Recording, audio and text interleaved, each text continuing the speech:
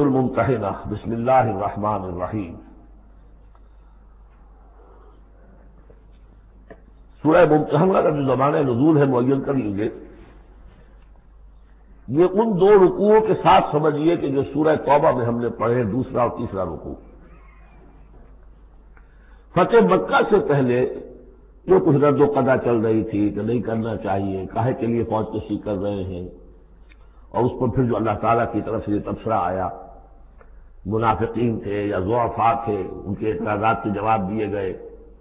آخر مکے والے کتنے ہی برے صحیح، بہرحال وہ حرم کی خدمت کرتے ہیں، لہذا ان کا ایک نیکی کا مقام بھی ہے۔ وہ ساری دلیلیں پڑھ چکے ہیں۔ سورہ توبہ رکوع 2 اور 3، یہ بھی 2 رکوع ہیں۔ اسی موقع پر ایک بہت مخلص مومن صحابی، ان سے ایک بہت بڑی غلطی ہو گئی۔ حضرت حاتم ابن ابی بلتعہ رضی اللہ تعالی عنہ بدری ہیں، ان کے گھر والے، ان کا پورا کنبہ ابھی مکے میں تھا، اور ان کا کوئی وہاں پہ رشتہ دار ایسے نہیں تھے کہ جو ان کی حفاظت کر سکے۔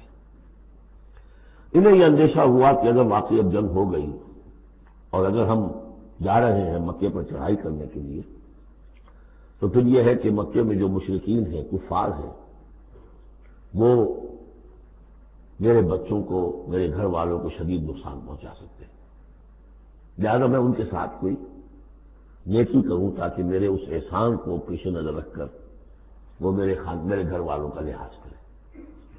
انہوں نے خط لکھا مکے والوں کے نام، اور اس میں گویا کہ وہ سیکریٹ جو ہے وہ لیک کر دیا کہ محمد اب تم پر چڑھائی کرنے والے ہیں صلی اللہ علیہ وسلم۔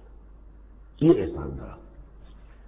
ایک عورت کو وہ خط دیا، اس عورت نے اس خط کو اپنی چٹیا میں باندھ لیا تاکہ تلاشی لی جائے تو کہیں سے نکلے نہ، اور وہ عورت وہ خط لے کر روانہ ہو گئی۔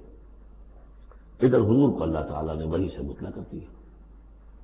حضور نے بھیجا حضرت علی اور ان کے ساتھ ایک اور صاحب کہ جاؤ فلاں جگہ اس وقت وہ عورت ہوگی، تم جا کے اس کو وہاں ٹھہری ہوئی ہے راستے میں کسی مندر میں، اس کے پاس خط ہے، وہ لے کے آؤ۔ وہاں پہنچے، عورت موجود تھی۔ محمد رسول اللہ کی دی ہوئی خبر تو غلط نہیں ہو سکتی تھی، اس سے کوئی تو نہیں ختم نہیں۔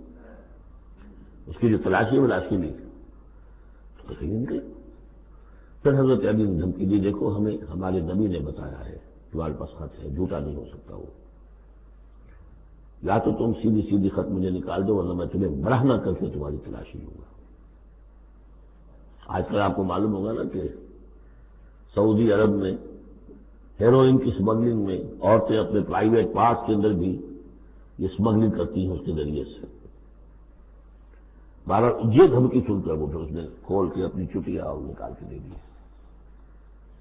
وہ خط لے کے آ گئے۔ اب وہ راز کھل گیا اور ابی بلتعہ کو بلایا۔ حاتم نے ابی بلتعہ کو مان لیا، جی وہ میرا خط ہے۔ حضرت علی نے کہا کہ یا حضرت عمر نے کہ آپ مجھے اجازت دیں کہ میں اس کی گردن مار دوں ابھی؟ آپ نے فرمایا نہیں، حاتم بدری ہے، اور بدریوں کے تمام اللہ تعالیٰ پچھلے اگلے گناہ معاف کر چکا ہے، تو اس کی وہ جو فضیلت ہے اس کی وجہ سے جو خطا ہو گئی اللہ معاف کرے گا۔ تو وہ ہے اصل میں کشاکش پس منظر میں جس میں کہ یہ صورت نازل ہو رہی ہے۔ یا ایھا الذین آمنوا لا تتخذوا عدوی وعدوکم اولیاء، اہل ایمان تم میرے اور اپنے دشمنوں کو اپنا دوست اور ولی نہ بناؤ۔ ان کی خیر خواہی، ان کی بھلائی، ان پہ احسان کرنے کی کوشش، ان کے ساتھ اپنے گڈ آفیسز بلڈ کرنے کی کوشش۔ تلقون الیہم بالمودۃ، تم ان پر ان کی طرف رجوع کرتے ہو، بھیجتے ہو پیغام دوستی کے، خلوص و اخلاص کے۔ وقد کفروا بما جاءکم من الحق، حالانکہ انہوں نے کفر کیا ہے، انکار کیا ہے اس حق کا جو تمہارے پاس آیا ہے۔ یخرجون الرسول وایاکم، وہی ہے جو نکالتے ہیں، یعنی جنہوں نے نکالا ہے رسول کو صلی اللہ علیہ وسلم، تمہیں بھی نکالا ہے، ان تؤمنوا باللہ ربکم، صرف اس جرم کی پاداش میں کہ تم ایمان رکھتے ہو اللہ پر، اپنے رب پر۔ ان کنتم خرجتم جہادا فی سبیلی، اگر تو تم نکلے تھے مکے سے اور تم نے ہجرت کی تھی اس لیے کہ میری راہ میں جہاد کرو گے، تو یہ طرز عمل تو پھر اس کے منافی ہے۔ وابتغاء مرضاتی، اور میری رضا جوئی کے لیے تم نکلے تھے، تو سرون الیہم بالمودۃ، تم خفیہ پیغامات بھیجتے ہو کو دوستی کے احسان کے مبنی وَأَنَا أَعْلَمُ بِمَا أَخْفَيْتُمْ تم نے خفیہ پیغام بھیجا، میں تو خوب جانتا ہوں جسے تم چھپاتے ہو، وَمَا أَعْلَنْتُمْ جسے تم ظاہر کرتے ہو، وَمَنْ يَفْعَلْهُ مِنْكُمْ فَقَدْ ضَلَّ سَوَاءَ السَّبِيلِ جو کوئی بھی تم میں سے یہ کام کرے گا وہ تو پھر سیدھے راستے سے بھٹک گیا۔ یہ ایک آیت ہے، اب تک نوٹ کر لیجیے مدنی صورتوں کا جو مزاج ہے۔ یا ایھا الذین آمنوا لا تتخذوا عدوی وعدوکم اولیاء تلقون الیہم بالمودۃ وقد کفروا بما جاءکم من الحق یخرجون الرسول وایاکم ان تؤمنوا باللہ ربکم ان کنتم خرجتم جہادا فی سبیلی وابتغاء مرضاتی تسرون الیہم بالمودۃ وانا اعلم بما اخفیتم وما اعلنتم ومن یفعلہ منکم فقد ضل سواء السبیل ان یثقفوکم یکونوا لکم اعداء اگر وہ کہیں تمہیں پالیں یعنی تم ان کے ہاتھ لگ جاؤ، ہتھے چڑھ جاؤ، وہ تمہارے ساتھ دشمنی کریں گے۔ وَيَبْسُطُوا إِلَيْهِمْ أَيْدِيَهُمْ اپنے ہاتھ بڑھائیں گے تمہاری طرف، وَأَلْسِنَتَهُمْ اور اپنی زبانیں بِالسُّوءِ برے ارادے کے ساتھ تمہیں نقصان پہنچائیں گے، ان کی زبانیں بھی ان کے ہاتھ بھی۔ وَوَدُّوا لَوْ تَكْفُرُونَ اور ان کی خواہش ہوگی شدید کہ کسی طرح تم بھی دوبارہ کافر ہو جاؤ۔ لَن تَنفَعَكُمْ أَرْحَامُكُمْ تمہیں ہرگز نفع نہیں پہنچائیں گے تمہارے رحمی رشتے، ولا اولادکم نہ تمہاری اولادیں، یوم القیامہ قیامت کے دن یفصل بینکم اللہ فیصلہ کر دے گا تمہارے مابین، واللہ بما تعملون بصیر اور جو کچھ تم کر رہے ہو اللہ اسے دیکھ رہا ہے۔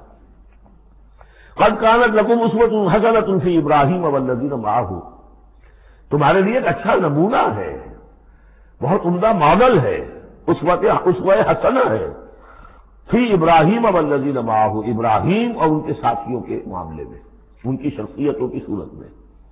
اذ قالوا لقومہم جبکہ انہوں نے کہا اپنی قوم سے، برملا کہہ دیا، انا براء منکم ہم بری ہیں تم سے، ومما تعبدون من دون اللہ اور جن کو بھی تم پوج رہے ہو اللہ کے سوا، ہمارا ان سے کوئی رشتہ نہیں، کوئی تعلق نہیں، ہم اعلان برات کر رہے ہیں ان سے۔ کفرنا بکم ہم منکر ہوئے تم سے بھی، وبدا بیننا وبینکم العداوۃ والبغضاء ابدا اور اب تمہارے اور ہمارے مابین عداوت اور بغض اور بیر شروع ہو چکا ہے، اب یہ ہمیشہ باقی رہے گا، حتیٰ تؤمنوا باللہ وحدہ جب تک کہ تم ایمان نہ لاؤ اللہ پر توحید کے ساتھ، یعنی جب تک اس طرح ننگی تلوار نہ بن جائے ایک مومن۔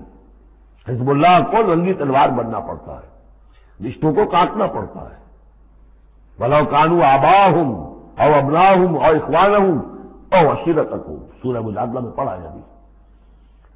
تو یہ حضرت ابراہیم علیہ السلام کا معاملہ، الا قول ابراہیم لأبیہ لأستغفرن لک سوائے اس کے کہ ابراہیم نے ایک وعدہ کیا تھا اپنے باپ سے کہ میں آپ کے لیے ضرور استغفار کروں گا۔ یہ سورہ مریم میں ہم پڑھا ہے، جب اس نے کہا تھا کہ تم نکل جاؤ، وَاہْجُرْنِی مَلِیًّا اراغب انت عن آلہتی یا ابراہیم لئن لم تنتہ لارجمنک واہجرنی ملیہ۔ حضرت ابراہیم نے کیا کہا تھا؟ سلام علیک ساستغفر لک ربی انہ کان بی حفیہ، میں آپ کے لیے ابا جان میں اپنے اللہ سے دعا کروں گا، استغفار کروں گا۔ وما املک لک من اللہ من شیء مجھے اختیار کوئی نہیں ہے آپ کے بارے میں اللہ کے ہاں کچھ نہیں، آخری اختیار اللہ کا ہے۔ ربنا علیک توکلنا والیک انبنا والیک المصیر پروردگار ہم نے تجھی پر توکل کیا اور الیک انبنا اور تیری طرف ہی رجوع کیا، والیک المصیر اور تیری طرف لوٹ جانا ہے۔ ربنا لا تجعلنا فتنة للذین کفروا پروردگار ہمیں اب کافروں کے لیے تختہ مشق اور تختہ امتحان نہ بنا دے کہ ہمارے اوپر وہ ظلم کرے اور تو ان کو اوپر آزمائش جو انہیں آزما رہا ہے وہ اس شکل میں کہ ہم پر وہ ظلم کرے، جیسے اللہ تعالیٰ کفار مکہ کو آزما رہا تھا، لیکن تختہ ستم تختہ مشقوں صحابہ کرام بنے ہوئے تھے۔ واغفر لنا اور ہمیں بخش دے، انک انت العزیز الحکیم یقیناً تو ہی ہے سب کچھ زبردست اور حکمت والا۔ اب یہاں نوٹ کر دیجئے کہ سورہ توبہ میں آ چکا ہے کہ حضرت ابراہیم نے آخر میں آ کر تبرأ منہ، جب انہوں نے معلوم ہو گیا کہ میرا باپ تو دشمن ہے، اللہ کا دشمن ہے، تو برات کی۔ یہ آیتیں جو ہیں یہ سن 8 میں فتح مکہ سے قبل نازل ہو رہی ہیں۔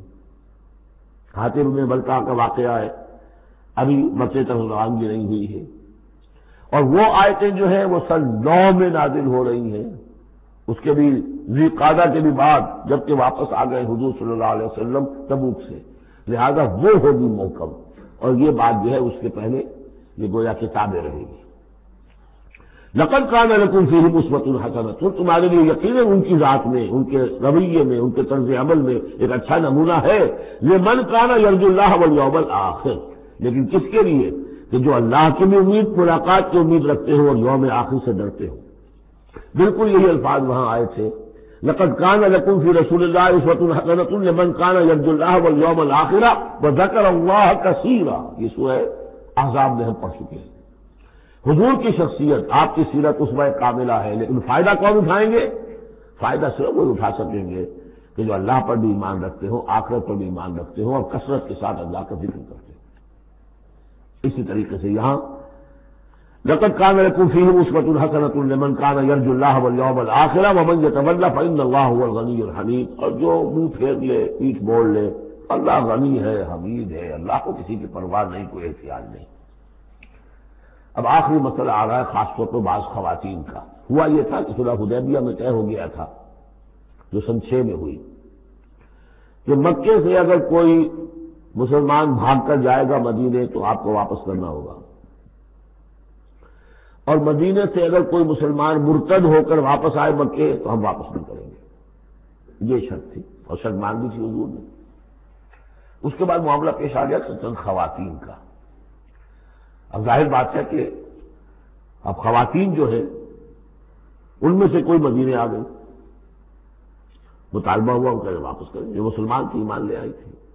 حضور نے فرمایا نہیں، وہ مردوں پر بحث تھی، ساری گفتگو جو ہوئی تھی جو رجال سے متعلق تھی نساء کی نہیں، لہذا ان کو واپس نہیں کیا جائے گا، اور نہیں کیا گیا۔ لیکن یہ کہ اب جو وہاں سے خواتین آ رہی ہیں، کہہ رہی ہیں کہ ہم تو صاحب ایمان ہیں، اس لیے ہم ہجرت کر کے مکے سے آ گئی ہیں یہاں۔ اندیشہ یہ تھا کہ ان میں کہیں جاسوس نہ آ رہے ہوں، مکے والے جو ہیں ان کے ذریعے سے کچھ اسکینڈلائز نہ کریں ہماری سوسائٹی کو، کچھ کر نہیں سکتے، لہذا ان کا معاملہ کیا کیا جائے۔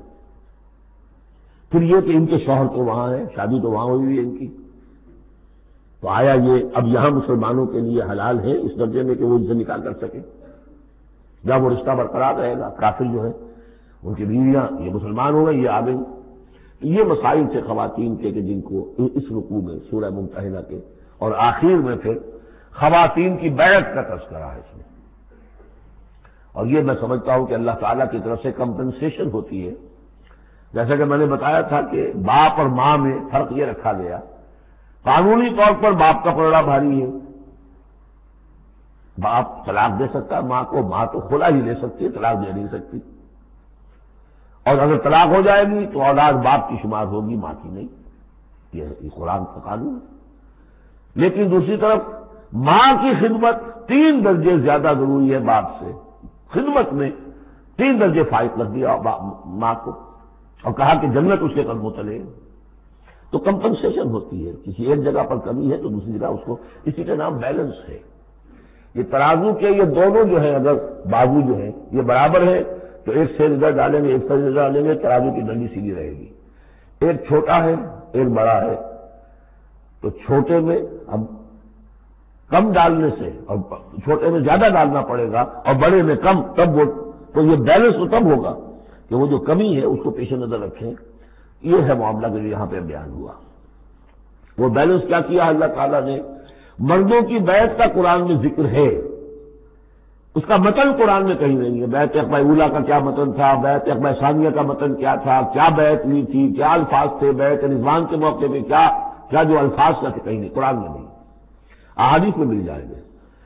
خواتین کی بیعت کو یہ فضیلت دے دی کہ اس کا پورا متن بھی قرآن مجید میں موجود ہے۔ فرمایا اصل اللہ ان یجعل بینکم و بین الذین، ابھی وہ مسئلہ ابھی چل رہا ہے، وہ خواتین کا مسئلہ بعد میں آئے گا۔ اصل اللہ ان یجعل بینکم و بین الذین عادیتم منہم مودہ، ہو سکتا ہے مسلمانوں کہ جو تمہارے اور جن کے مابین دشمنی پڑ گئی ہے، اللہ تعالیٰ تمہارے مابین پھر دوستی پیدا کر دے۔ کیسے پیدا کر دے؟ وہ ایمان لے آئے، فاخوانکم فی الدین، اور کوئی زیادہ دور تو نہیں تھا مرحلہ۔ فتح مکہ کے بعد سن 9 میں وہ آیات آئیں کہ 4 مہینے کی مہلت ہے، اس میں ایمان نہیں لاؤ گے تو گردنیں اڑا دی جائیں گی، سب کے سب لوگ ایمان لے آئے تو اب ہو گئے بھائی اخوانکم فی الدین۔ عسى الله ان يجعل بينكم وبين الذين عاديتم منهم مودة والله قدير والله غفور رحیم، اللہ ہر شے پر قادر ہے اور غفور ہے اور رحیم ہے۔ لا ينهاكم الله عن الذين لم يقاتلوكم، اللہ تعالیٰ تمہیں ان لوگوں سے نہیں روکتا کہ جنہوں نے تم سے کبھی جنگ نہیں کی، فی الدین، دین کے معاملے میں، ولم یخرجوکم من دیارکم، اور نے تمہیں نکالا تمہارے گھروں سے، ان تبروہم وتقسطوا الیہم، کہ تم ان کے ساتھ کوئی بھلائی کرو یا انصاف کا معاملہ کرو۔ جہاں بھی ولایت کا معاملہ نہیں ہے، کافر کو ولی نہیں بنایا جا سکتا، پشت پناہ، مددگار، حمایتی، قلبی محبت نہیں ہو سکتی، لیکن کوئی نیک سلوک کرنا، کوئی بھلائی کرنا، اس میں کوئی اعتراض نہیں، کافروں کے ساتھ کرو۔ جو غیر حربی ہے، جس کے ساتھ جنگ نہیں ہے، جس نے کبھی آپ کے خلاف آپ کے کسی دشمن کی مدد نہیں کی ہے، اس کا معاملہ مختلف رہے گا۔ ان اللہ یحب المقسطین، اللہ تعالیٰ انصاف کرنے والوں کو پسند کرتا ہے۔ انما ینہاکم اللہ عن الذین قاتلوکم فی الدین، تمہیں اللہ روک رہا ہے ان سے کہ جنہوں نے تم سے جنگ کی ہے دین کے معاملے میں، دین کی وجہ سے، واخرجوکم من دیارکم، نکالا ہے تمہیں تمہارے گھروں سے، وظاہروا علی اخراجکم، اور انہوں نے گٹھ جوڑ کیا ہے تمہارے نکالنے پر، ایک دوسرے کی مدد کی ہے، ان تولوہم، کہ تم ان کے ساتھ ولایت، باہمی ولایت، باہمی کا رشتہ قائم کرو، اس سے روکا ہے۔ ومن یتولہم، اور جو کوئی ان کے ساتھ دوستی کرے گا، فاولئک ھم الظالمون، تو وہی لوگ ہیں کہ جو ظالم ہیں۔ یا ایھا الذین آمنوا، یہاں سے اب خواتین کا معاملہ، یا ایھا الذین آمنوا اذا جاءکم المؤمنات مہاجرات، اہل ایمان جب تمہارے پاس آئے مومن خواتین ہجرت کر کے، فامتحنوہن، تو ان کا ذرا امتحان لے لیا کرو، دیکھ بھال کر لیا کرو، یہ واقعی مومن ہے، کچھ تھوڑی سی انٹروگیشن ہو، سرسری سی اندازہ ہو جائے، لیکن اللہ اعلم بایمانہن، باقی یہ کہ اللہ تعالیٰ بہتر جانتا ہے کسی کے دل میں ایمان ہے یا نہیں ہے، آپ کے لیے ناممکن ہے کہ آپ اس کی صحیح تفتیش کر سکیں، تاہم پھر بھی کسی درجے میں ایک احتیاطی تدبیر اختیار کرو کہ دیکھ لیا کرو کہ وہ واقعی ایمان والی ہے۔ فإن علمتموہن مؤمنات، پھر اگر تم دیکھو کہ وہ مومن ہے، واقعی مومن ہے، فلا ترجعوہن الی الکفار، تو اب انہیں لوٹاؤ نہیں کفار کی طرف، لا ہن حل لہم، نہ وہ اب ان کافروں کے لیے حلال نہیں ہے، ولا ہم یحلون لہن، نہ وہ ان کے لیے حلال ہے۔ وآتوہم ما انفقوا، جو کچھ انہوں نے خرچ کیا تھا، مہر دیا تھا، وہ لوٹا دو، یہاں سے دے دو، بھجوا دو۔ فلاں کافر، اس کی بیوی مسلمان ہو گئی، یہاں آ گئی ہے، اب یہاں تعلق ازدواج ختم ہوا، جو مہر تم نے دیا تھا وہ واپس کر لیں۔ دیکھیے یہ ہے عدل و انصاف۔ جیسے کہ حضرت خالد بن ولید نے ایک موقع پر، جبکہ شام کے محاذ پر ذرا پیچھے ہٹنا پڑا، غالباً ابو عبیدہ کا معاملہ تھا رضی اللہ تعالی عنہما، تو ایک شہر جس سے کہ جزیہ لے لیا گیا تھا، پھر چونکہ وہاں سے پسپائی جو ہے ٹیکٹیکل موو کے طور پر وہاں سے پیچھے ہٹنا پڑا، تو وہ سارا جزیہ واپس کر دیا۔ ہم جا رہے ہیں، اب آپ لوگوں کی حفاظت کا ذمہ ہم نہیں لے سکتے، ذمہ کا مطلب ہے ہمیں آپ کی حفاظت کی ذمہ داری پوری کرنی تھی، نہیں کر سکتے، یہ رقم واپس۔ اور دھارے مار کر وہ روئے کہ یہ لوگ فرشتہ لوگ یہ جا رہے ہیں وہ چھوڑ کر۔ تو یہاں بھی کہا جا رہا ہے کہ وہ کافر ہیں، لیکن یہ کہ ان کے جو انہوں نے مہر وغیرہ دیا ہوا ہے مسلمان عورتوں کا واپس کر لوٹا دو۔ ولا جناح علیکم ان تنکحوہن اذا آتیتموہن اجورہن، اور اے مسلمانوں تم پر کوئی حرج نہیں ہے، کوئی گناہ نہیں ہے کہ تم اب ان خواتین سے نکاح کر لو جب کہ تم انہیں ان کے مہر ادا کر دو۔ ولا تمسکوا بعصم الکوافر، اور اگر تمہاری بیویاں وہاں ہیں، کوئی رہ گئی ہے، اب کفر پہ ہیں، تو تم بھی ان کے ناموس کو اپنے قبضے میں نہ رکھو، یعنی انہیں طلاق دے دو، انہیں فارغ کر دو کہ ہمارا تم سے کوئی تعلق نہیں۔ بس ما انفقتم، اور ان سے مانگ لو جو بھی تم نے ان کو دیا تھا مہر کے طور پر، جب ہمارے اور تمہارے درمیان وہ رشتہ ختم ہوا، میرا مہر واپس کرو۔ ولیسألوا ما انفقوا، جو انہوں نے خرچ کیا تھا وہ مانگ لیں، جو یہاں مسلمان عورتیں آ گئی ہیں ان کا مہر لوٹا دیا جائے۔ ذالکم حکم اللہ یحکم بینکم، یہ اللہ کا حکم ہے اور اللہ تمہارے مابین فیصلہ کر رہا ہے۔ واللہ علیم الحکیم، اللہ سب کو جاننے والا ہے، کمال حکمت والا۔ وَإِنْ فَاتَكُمْ شَيْءٌ مِّنْ أَزْوَاجِكُمْ، اور اگر کوئی چیز جاتی رہے تمہارے ہاتھ سے تمہاری بیویوں کے معاملے میں، یعنی مسلمان مرد ہجرت کر کے آ گیا، بیوی اس کی وہاں پر ہے اور وہ کافرہ ہے، مشرکہ ہے، اور اس سے وہ کہتا ہے میرا مہر واپس کرو، وہ نہیں کرتی. وہ مہر واپس نہیں کر رہی، اسے یہاں پہ نکاح کرنے کے لیے مہر ادا کرنا پڑے گا، اس کے پاس پیسے نہیں.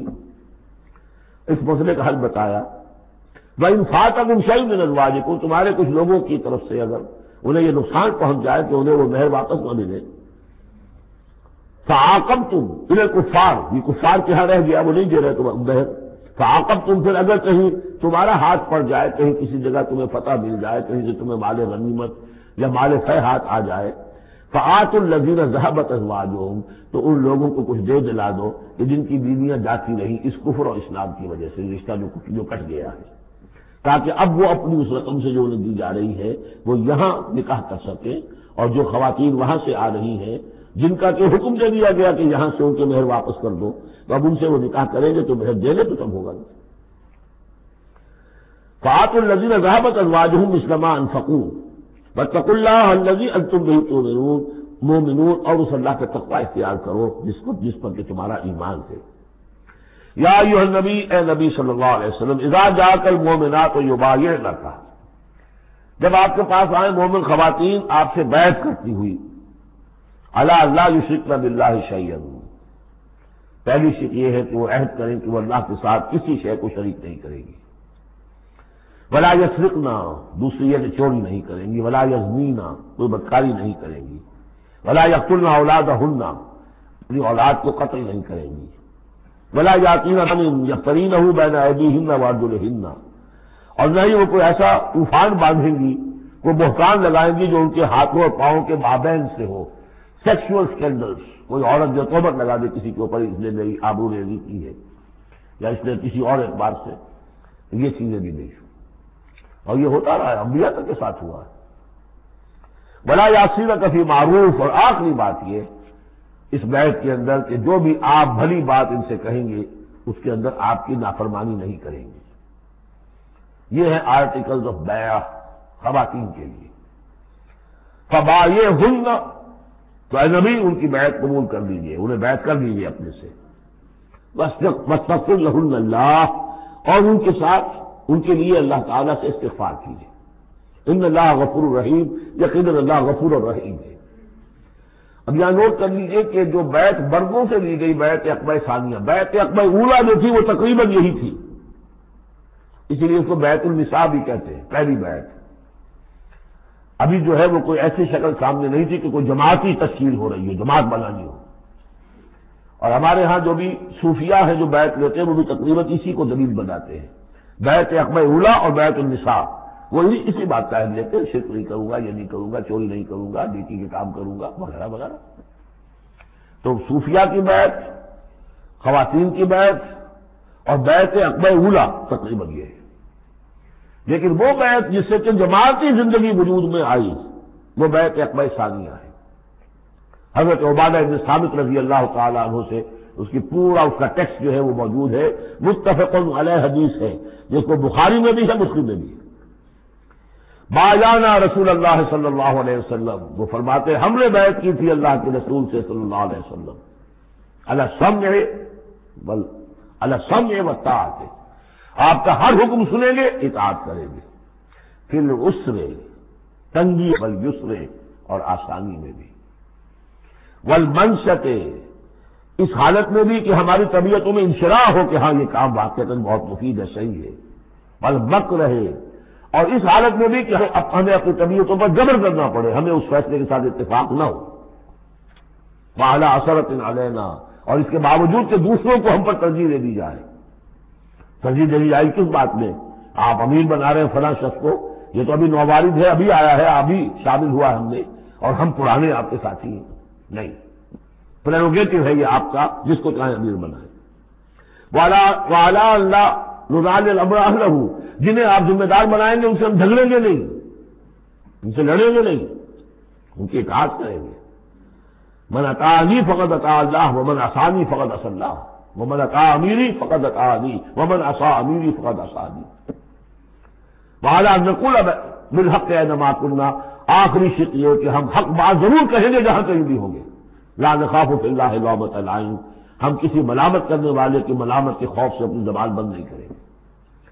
یہ بیعت عقبہ ثانیہ جو ہے اس کو ہم نے تنظیم اسلامی نے اختیار کیا، ایک لفظ کا اضافہ کیا، ابایعوک علی السمع والطاعۃ فی المعروف، حضور کی اطاعت مطلق تھی، جو حکم دیں گے، غلط دے نہیں سکتے معصوم ہے۔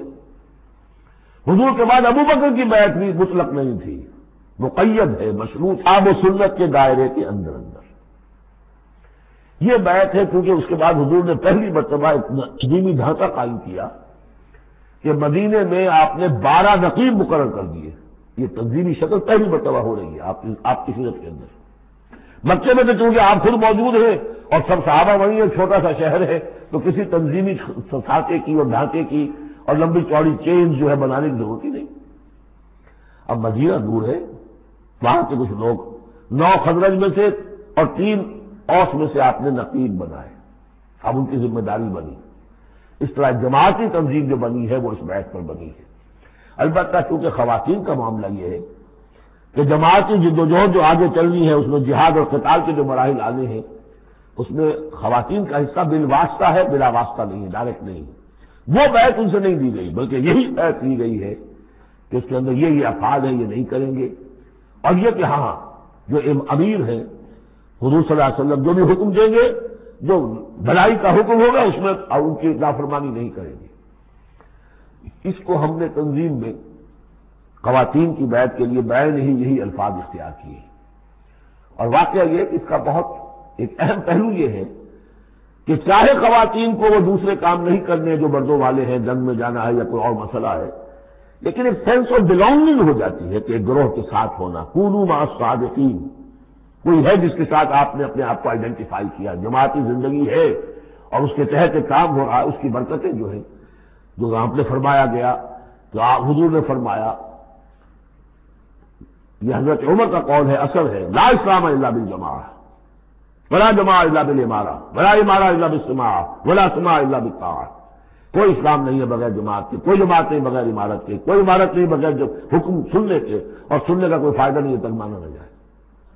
حضور نے فرمایا علیکم بالجماعہ، ید اللہ علی الجماعہ، تم پر لازم ہے کہ جماعت کی شکل میں رہو، اور اللہ کی مدد اور تائید جماعت کے ساتھ ہوتی ہے۔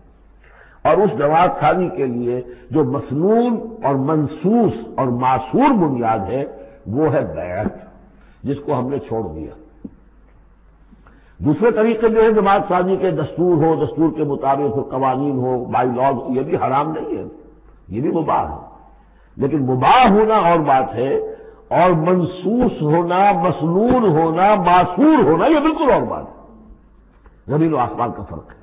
بہرحال ہم نے تنظیم اسلامی میں اس بیعت کے نظام کو اختیار کیا، اللہ کا شکر ہے کہ جو ایک انسٹیٹیوشن اسلام کا بالکل ختم ہو گیا تھا، ڈیڈ، مطلوب، ہم نے اسے زندہ کیا ہے۔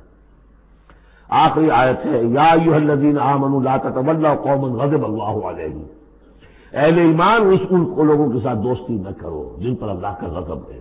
جہاں سے یہ صورت شروع ہوئی تھی، اختتام پر پھر وہی بات آ گئی۔ قد یئسوا من الآخرہ، یہ آخرت سے مایوس ہو چکے ہیں، کما یئس الکفار من اصحاب القبور، جیسے کہ کفار مایوس ہو چکے ہیں اصحاب قبور میں سے۔ اس کے 2 معنی دیے گئے ہیں، جیسے کفار جو قبر میں ہیں ان پر تو حقیقت واضح ہو چکی ہے نا، عالم برزخ میں جب پہنچ گئے تو انہیں معلوم ہے، اب حقائق منکشف ہو گئے، جیسے وہ مایوس ہو گئے ہیں کہ ان کے لیے اب کوئی راستہ نہیں، اللہ کے عذاب سے بچنے کی کوئی شکل نہیں۔ یا یہ کہ جیسے یہ کفار مایوس ہو گئے ہیں کہ جو قبر میں چلا گیا اس کا کوئی بات سے بعد الموت نہیں ہے، اس کو دوبارہ اٹھا جانا نہیں ہے، دونوں امکانات، دونوں ترجمے کیے گئے ہیں، تو تم ان لوگوں کی طرح نہ ہو جاؤ جو مایوس ہو چکے ہیں یہ لوگ اللہ کی رحمت سے، یہ لوگ جو ہیں یہ جو یہودی ہیں، اور ان کے ساتھ تمہاری دوستی نہیں ہے۔ بارک اللہ لی ولکم فی القرآن العظیم ونفعنی وإیاکم بالآیات وذکر الحکیم۔